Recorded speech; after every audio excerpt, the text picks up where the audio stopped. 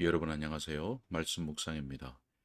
우리는 계속해서 찰스 스펄전 목사님의 설교를 통해서 마태복음 9장 21절의 말씀을 나도 할 수 있을까라는 제목으로 묵상하고 있습니다. 먼저 본문의 말씀을 읽겠습니다.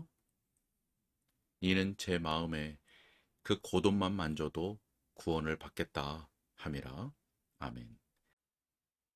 우리가 바로 앞선 시간에 보았던 첫 번째 요점 가운데 일부분은 우리가 꼭 기억해야 될 것이 있는데 그것은 죄인된 영혼이 그리스도께 나아가는 것을 금지하는 말씀이 전혀 없다는 것입니다. 더 나아가서 우리 주님의 성품 자체가 그런 의심, 나도 그렇게 할 수 있을까라고 하는 의심을 결코 허용하지 않는다는 것입니다. 자, 뿐만 아니라 우리 주님은 우리가 나아가는 것을, 주님께 나아가는 것을 즐거워하시고 기뻐하시고 또 능력과 긍휼이 풍성하신 분이다 라고 하는 내용을 우리가 살펴보았습니다. 자, 오늘 계속되는 내용은 첫 번째 요점의 후반부가 되겠습니다. 자, 그럼 설교 본론의 내용을 읽겠습니다. 저는 이런 말씀을 드리고 싶습니다. 만일 오늘 즉시 예수님께 나와 자신을 예수님께 맡긴다면, 오직 그렇게 믿기만 한다면 그분을 해롭게 하기보다는 그분을 이롭게 해드릴 것이라고 말입니다. 왜냐하면 죄인들을 용서하시는 것이 그분의 기쁨이기 때문입니다. 그분은 상처난 양심을 치료하시기를 갈망하고 계시기 때문입니다. 내 주님께서는 하늘에 계신 지금에도 불쌍한 죄인들을 자신의 발 앞에 인도하기를 갈망하십니다. 그리고 그들을 우리 아버지 앞에 화해시키려고 그렇게 애를 태우고 계십니다. 그러니 여러분이 떠났던 그 아버지 집에 돌아오기만 하면 그분을 높이게 되는 것이고 그분의 기쁨을 증가시키는 것일 겁니다.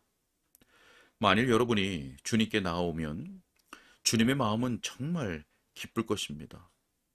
마치 잃었던 돈을 찾은 것처럼 기뻐하시며 잃어버렸던 양을 찾아 어깨에 메고 오는 그 기쁨, 돌아오는 탕자를 집으로 환영하는 기쁨을 느낄 것입니다.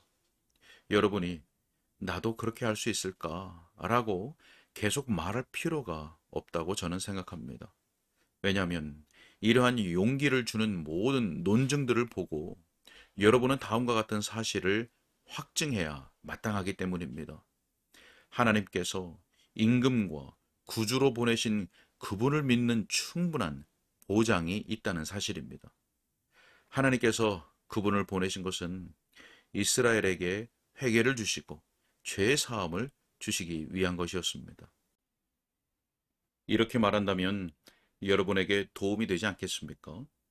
여러분과 똑같은 입장에 처한 다른 이들이 감히 주님께 나아갔을 때 거절당한 경우가 하나도 없었습니다. 여러분과 같이 저도 어렸을 때는 복음이 너무나 놀라운 것이라서 나만 빼놓고 다른 모든 사람들에게 다 자유롭게 열려 있다고 생각했습니다. 내 아버지와 어머니뿐만 아니라 내 형제 자매들이 구원받았다 해도 그것은 결코 놀라운 일이 아니었습니다. 그런데 저는 제 자신에 대해서는 그러한 담대한 생각을 가지지 못했었습니다. 그것은 여왕의 다이아몬드처럼 고귀한 것이라서 내가 감히 손에 넣을 수 없는 것이라 여겨졌습니다. 제가 그런 생각을 했었습니다. 복음은 많은 사람들에게 움직이는 전차와 같습니다. 많은 사람들이 그 복음에 뛰어올라 탈 수 있다고 생각했습니다. 저는 분명 복음으로 모든 사람이 다 구원받겠다는 생각을 했습니다. 그러나 제 자신의 경우는 해당되지 않는 것처럼 생각했습니다. 저는 제게도 그러한 구원의 긍휼을 베풀어 주십사 하고 울부짖기 시작했습니다. 내가 어려울 것이라고 생각했던 모든 생각들이 완전히 다 사라졌습니다. 저는 믿었고 제 영혼에 즉각적인 안식을 얻었습니다. 십자가에 못 박히신 분을 한번 쳐다보기만 해도 살아난다는 것을 이해하게 되었을 때에 저는 그렇게 주님을 쳐다보았습니다. 그리고 영생을 얻었습니다. 이때까지 저는 십자가에 못 박히신 분을 그렇게 쳐다보고서도 거절당한 사람을 하나도 만난 적이 없습니다. 어느 누구도 그 정반대의 증언을 할 수 없습니다. 저는 온 우주에게 도전적으로 말합니다. 그리스도의 문에서 추방당하거나 그리스도 안에서 그의 구주되심을 발견하는 것이 금지된 사람을 하나라도 내놓아 보라고 말입니다. 자, 그러므로 저는 여러분에게 간청합니다. 다른 사람들이 이런 방식으로 생명과 평안을 얻었으니 하나님께서 그것을 은혜의 주요 통로로 지정하셨음을 주목하라고 말입니다. 죄 범한 불쌍한 죄인들이요, 여기에 이정표가 서 있습니다. 이 길은 죄인들을 위한 길이니 죄책을 가진 이들은 이 길로 가라. 이 길은 굶주린 자들을 위한 길이다. 또한 가난한 자들을 위한 길이다. 그리고 이 길은 잃어버린 자들을 위한 길이다. 누구든지 내게로 오라. 수고하고 무거운 짐진 자들아, 내가 너희를 쉬게 하리라. 여러분, 그러니 분명한 것은 나도 그럴 수 있을까라고 말할 필요가 없다는 것입니다. 여러분, 어째서 여러분은 또 이렇게 생각합니까? 제가 여러분에게 던지고 싶은 질문 하나가 바로 그것입니다. 여러분은 국륜의 풍성하신 주 예수 그리스도께서 왜 오늘 여러분을 이 자리로 인도하셨다고 생각합니까? 어떤 사람이 나는 이제까지 항상 왔었노라고 그렇게 말하겠죠? 그러면 여러분으로 하여금 항상 그렇게 그리스도에 대해서 많은 말씀이 증거되고 그리스도께서 그렇게 많은 사람들을 구원하시는 이곳으로 오게 유인한 것이 무엇이라고 생각합니까? 분명히 주 하나님께서는 여러분이 예수님을 믿으면 영접할 뜻을 분명히 가지고 계십니다. 어떤 사람은 또 이렇게 말할 것입니다. 그러나 여기에 늘 오지는 않았어요. 오늘 나는 잠시 여기에 들린 것뿐이에요. 그저 두렵기는 하지만 호기심에서 왔지요. 그렇습니다. 호기심이 여러분을 움직였습니다. 그러나 여러분을 여기에 인도하신 하나님을 움직인 것이 바로 그 긍휼하심이 아니면 무엇이겠습니까? 저는 어느 부인이 이렇게 말하는 것을 좋아합니다. 목사님, 제 남편은 교회 정식 회원은 아니에요. 그러나 복음을 들으러 오지요. 그래서 저는 그 사람에게 소망을 가지고 있습니다. 그렇습니다. 우리가 그런 남편들을 영적 전투장에 내보내면 영적 전투장에서 날아다니는 총알이 어느 날엔가 그 남편들을 마칠 것입니다. 저는 창가에 둘러앉아 있는 참새들을 보는 것을 좋아합니다. 그 참새들이 어느 날엔가 긍휼의 쌀아기 조각을 주워 먹을 충분한 용기를 얻게 되기를 희망합니다. 그렇게 될 것을 바랍니다. 그런데 어째서 지금은 안 되는 것입니까? 만일 나도 그럴 수 있을까라는 것이 여러분의 고통거리라면 여러분에게 묻습니다. 여러분이 여전히 기도하며 땅에 엎드려 하나님께 소원을 아뢰며 간청하고 있는 모습을 연상하는 것만으로도 그 고통을 제거하는데 어떤 도움을 주지 않던가요? 여러분이 오랫동안 그렇게 기도를 하다가 결국 절망에 겨웠을 수도 있습니다. 그러나 주님의 오래 참으심이 여러분으로 하여금 회개하게 하고 그리스도께 나오도록 유인하지 않았습니까? 자, 친구여, 들으십시오. 나도 그럴 수 있을까라고 말할 하등의 이유가 없습니다. 왜냐하면 무엇보다 먼저 와서 그리스도를 자신의 구주로 받으라는 초청을 여러분이 받고 있기 때문입니다. 하나님의 말씀을 통해서 거듭거듭 초청을 받은 것입니다. 요한계시록 22장 17절 말씀에 성령과 신부가 말씀하시기를 오라 하시는도다. 듣는 자도 오라 할 것이요 목마른 자도 올 것이요 또 원하는 자는 값없이 생명수를 받으라 하시더라 라고 말씀합니다. 또 이사야 55장 1절 말씀에 너희 모든 목마른 자들아 물로 나오라 돈 없는 자도 오라. 너희는 와서 사 먹되 돈 없이 값 없이 와서 포도주와 젖을 사라. 라고 말씀합니다. 예수 그리스도께서 수고하고 무거운 짐진 자들은 다 내게 오라고 초청하십니다. 그러면 안식을 주시겠다는 것입니다. 하나님께서는 정직하게 초청의 말씀을 하시는 것입니다. 여러분, 그 점을 확신하십시오. 만일 하나님께서 여러분을 초청하시면 하나님께서는 여러분이 그 초청을 받아주시기를 간절히 바라시는 것입니다. 여러분이 있는 그 모습 그대로 하나님의 말씀에 받은 초청장들을 읽으시고도 나도 그럴 수 있을까라고 말할 수는 없습니다. 그것은 하나님의 신실함을 악하게 의심하는 것이 될 것입니다. 여러분이 초청을 받는데 더하여서 간청함을 받고 있다는 것을 기억하십시오. 성경의 많은 대목은 단순한 초청 이상을 보여줍니다. 하나님께서는 여러분에게 당신께 오라고 설득하시고 간청하십니다. 하나님께서는 마치 우는 자처럼 울부짖으시는 것 같습니다. 에스겔 18장 23절 말씀에 주 여호와의 말씀이니라. 내가 어찌 악인이 죽는 것을 조금인들 기뻐하랴. 그가 돌이켜 그 길에서 떠나 사는 것을 어찌 기뻐하지 아니하겠느냐. 우리 구주께서 잔치를 배설하시고 종들을 보내셨는데 오라는 초청을 받은 사람들이 오지 않았습니다.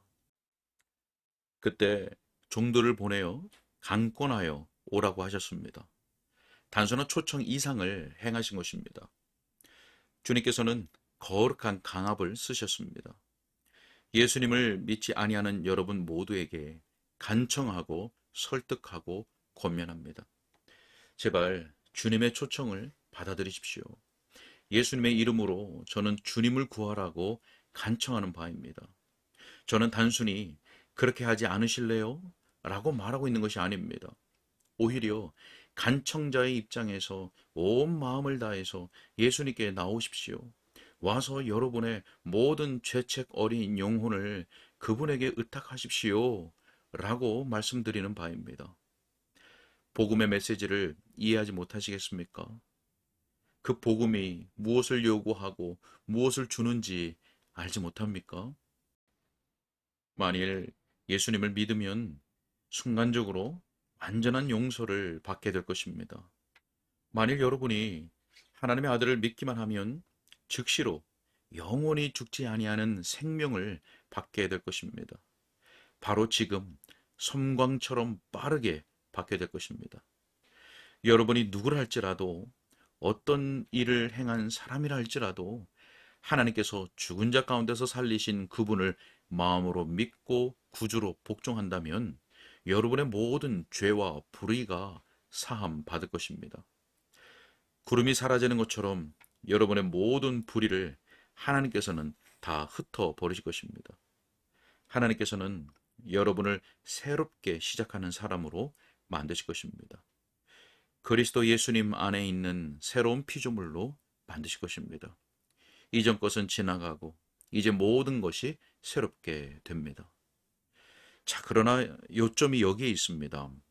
예수 그리스도를 믿는 것이 그 요점입니다. 여러분은 그렇게 하라는 권고와 초청과 간청을 받고 있습니다. 그것만이 아닙니다. 그렇게 하라는 명령을 받고 있습니다. 그 명령은 이것입니다. 그가 보내신 예수님을 믿으라는 것입니다. 복음은 이것입니다. 믿고 세례를 받는 사람은 구원을 얻을 것이요 믿지 않는 사람은 정죄를 받으리라. 불순종에 대한 위협이 붙어있는 명령입니다. 그 명령이 떨어진 다음에 나도 할 수 있을까?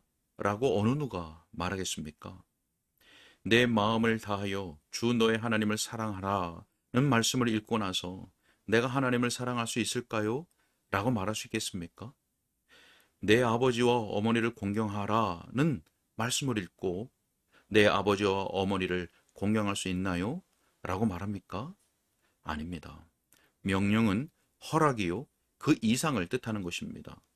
온전한 허용이요 그보다 훨씬 더한 것을 말하고 있습니다. 여러분에게 믿을 권한이 주어졌는데도 불구하고 믿지 않는다면 정죄를 받을 것입니다. 허락받았을 뿐만 아니라 가장 실제적인 보증을 받았는데도 믿지 않는다면 그렇게 될 것입니다. 여러분이 그 말을 이해하지 못하겠습니까? 하나님께 나아가 주여, 만일 제가 믿지 않는다면 정죄를 하신다고 말씀하시니 제게 믿을 충분한 복음적 자유를 주신 것입니다. 그러니 저는 와서 예수님을 믿습니다. 라고 울부짖지 않을 것입니까? 나도 할 수 있을까? 여러분, 이 의문을 이제 끝내야 한다고 생각합니다. 여러분이 그 생각을 포기하지 못하겠습니까? 성령께서 불쌍한 죄인인 여러분에게 보여주시기를 바랍니다. 예수님의 발 앞에 그 짐을 다 내려놓을 수 있음을 말입니다. 그러면 여러분이 믿을 수 있습니다. 여러분은 이제 자기 죄를 고백하고 즉시 용서를 받을 권한을 온전히 허락받았습니다. 그렇지 않은지 살펴보십시오. 여러분의 죄 범한 영혼을 그분에게 던지십시오. 그리고 용서받고 새로워진 사람으로 일어나서 뜨거운 감사의 마음을 가지고 사십시오. 사랑의 이적을 감사하면서 말입니다. 자, 이것이 바로 이는 제 마음에 그 겉옷을 만져도 구원을 받겠다 함이라 라는 본문의 말씀의 첫 번째 의미입니다. 네, 여기까지 읽겠습니다. 네, 우리는 앞 시간에 이어서 죄인된 영혼이 나도 그럴 수 있을까? 라고 그 의심을 말할 이유가 전혀 없다는 것을 계속해서 살펴보았습니다. 주님께 나와 회개하며 마음으로 믿고 구주로 복종하는 것은 주님이 정말 기뻐하는 일이고 그분을 높이는 일입니다. 우리와 똑같은 입장에 처했던 다른 죄인들이 주님께 나아갔을 때 거절당한 경우가 하나도 없습니다. 여러분은 와서 그리스도를 자신의 구주로 받으라는 초청을 받고 있고 그 초청은 단순한 초청을 넘어서 간청함입니다. 더 나아가 그 초청은 믿을 권한을 부여하신 하나님의 명령입니다. 자기 죄를 고백하고 용서받을 권한이 허락된 것입니다. 그러니 그리스도께 나와 그분을 믿을 수 있고 또 믿어야 하는 것이죠. 자, 여러분 가운데 아직 자신의 영혼을 그리스도께 내어드리지 못한 분이 계시다면 앞에서 말한 내용을 숙고하시고 그러한 은혜가 있기를 바랍니다. 그리고 이미 그리스도를 믿어 구원에 이른 분들은 용서받고 새로운 사람이 되어진 그 은혜를 기억하면서 뜨거운 감사의 마음으로 더욱 주님과 동행하며 또 무엇을 하든지 주님의 영광을 위하여 행하는 그런 복된 은혜의 삶을 살아갈 수 있기를 소원합니다. 함께 기도하겠습니다. 하나님, 오늘도 주의 말씀을 듣게 하시니 감사합니다.